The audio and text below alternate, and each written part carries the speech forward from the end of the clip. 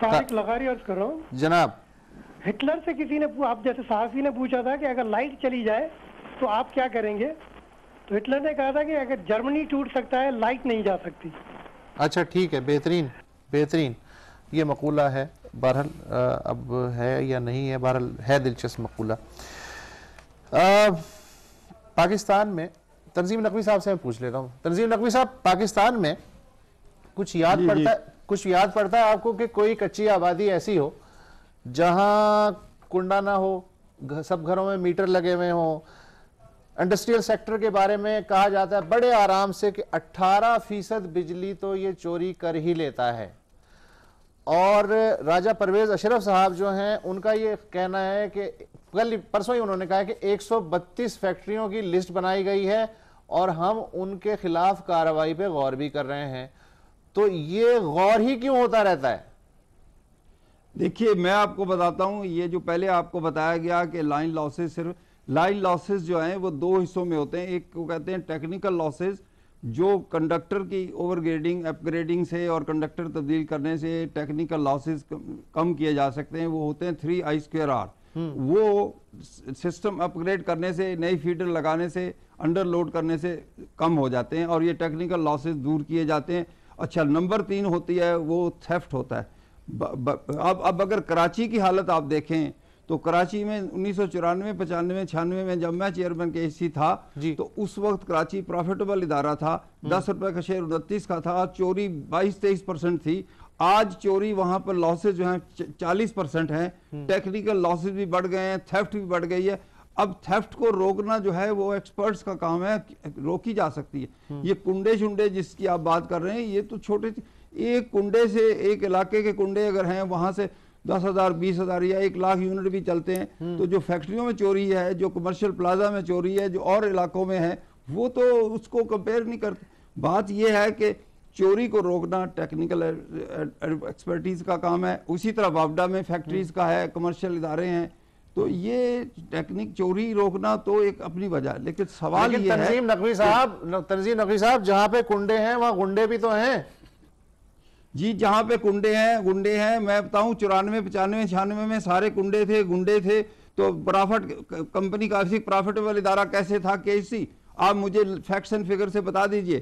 कुंडे उस वक्त भी लगे हुए थे, उस वक्त भी थे, उतर भी रहे थे, लग भी रहे थे। लेकिन कुंडों से नहीं, फर्क ये पड़ता है कि जो कुंडे आपके सदर में लगे हुए हैं, जो कुंडे आपके डिफेंस में लगे हुए हैं, जो कुंडे आपके इंडस्ट्रीज में लगे हुए हैं, वो आप कुंडे क्यों नहीं दूर करते जहां पे लाखों की, करोड़ों की चोरी हो रही है। अब मैं 1.5 साल KEC में रह के आया हूं, 1 साल में 3.5% लॉस रिडक्शन किया था और 30% लॉसेस पे ले आया था। अब 42% लॉसेस क्यों हो गए हैं?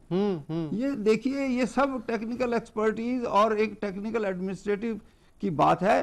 चोरी और वो, मैं तो असल में आपको जो बताना चाहता था उस पर आप तवज्जो नहीं दे रहे। जनरेशन कैपेसिटी हमने बढ़ाई नहीं, जनरेशन कैपेसिटी हमने ना हाइडल की तरफ देखा, ना थर्मल कैपेसिटी बढ़ाई।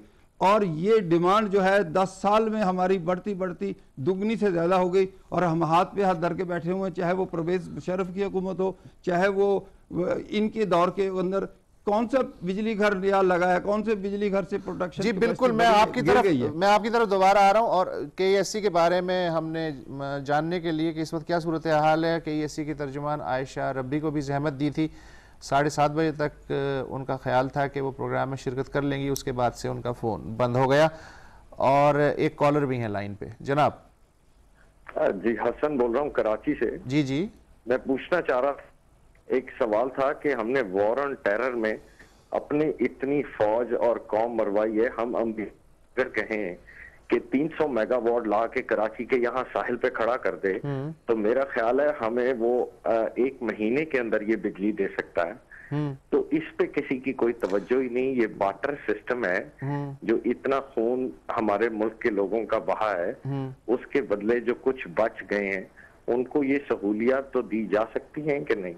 तो ये अमेरिका क्यों नहीं समझ रहा ये बात? उनसे कोई बोलना जरूरी है, तो कोई सवाल करेगा कि ये हो सकता है या ये करके दे तो वो इसका जवाब देंगे। बहुत शुक्रिया आपका, बहुत शुक्रिया। किसी भी सियासतदान से लेके आम आदमी तक, चाहे मरना हो, शादी हो, खतना की तकरीब हो, टेंट लग जाता है, कुंडा लग जाता है, बिजली आ जाती है, जलसा आम भी हो। कितने जागीरदार हैं जिनकी आप अराजी पे जाएं तो पता नहीं चलता कि मीटर है कहाँ। उनका ये तो कहते हैं हाँ है, लेकिन वो कभी दिखाते नहीं है कि मीटर है कहाँ।